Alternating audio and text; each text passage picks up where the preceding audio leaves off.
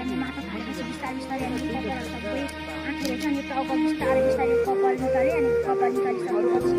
अनि बल्ल बल्ल अनि यति हात निस्क्यो अनि हात निस्केपछि अनि फेरि मैले यसो गरेँ मलाई यति ठुलो ढुङ्गा रहेछ त्यो ढुङ्गालाई नछुटेर तलबाट मन गरिराख्नु भएको थियो अनि मम्मीलाई चिन्ता नगर्नु मम्मी म निस्किँदैछु भने अनि उता बहिनी चिच्याउँदै थिएँ अनि बहिनी चिच्याउँदै चिच्याउँदै अनि पछि उसले अन्तिम अवस्थामा सास फेर्न थालेँ अनि त्यसपछि म आत्तिँदै अनि त्यसपछि झन् अनि उस भयो मलाई झन् गाह्रो हुँदै आयो अनि त्यसपछि मैले सबै निकालेर अनि म माथि भएको सब ढुङ्गा निकालेँ अनि लास्टमा एउटा यो खुट्टा बाँकी थियो अनि यो देब्रे खुट्टा बाँकी थियो अनि त्यसपछि निकालेर भ्याएपछि अनि म निस्केँ डाइरेक्ट निस्केपछि म यताउता दायाँ बाहिर किन मैले निकाल्न सकिन्छ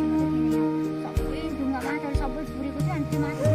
किन्नु निकालेको थियो म निकाल्न सकिन्छ म त थिएन अनि म गएको थिएँ मैले थाहा पनि अनि यसरी यो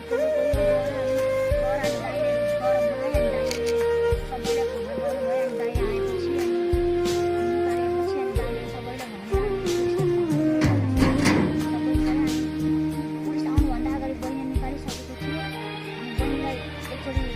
थाहा भइसकेको थियो मलाई बहिनीको अन्तिम दिन त्यही दिन थियो भनेर अनि त्यसपछि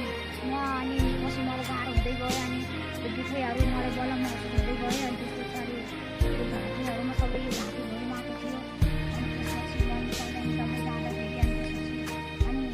मम्मीलाई निकाल्नु भयो अनि मम्मीलाई निकालिसकेपछि अनि फेरि मम्मी यति बेलामा जिउँदै हुनुहुन्छ अनि त्यसपछि फेरि मम्मीलाई हेरेँ अनि त्यसपछि मम्मी हेरेपछि अनि बाबालाई निकाल्नु भयो अनि बाबालाई हेरेपछि कम्तीमा 2-3 बजिसकेको थियो होला अनि बाबालाई हेरेपछि अनि बाबाले मलाई देखाउनु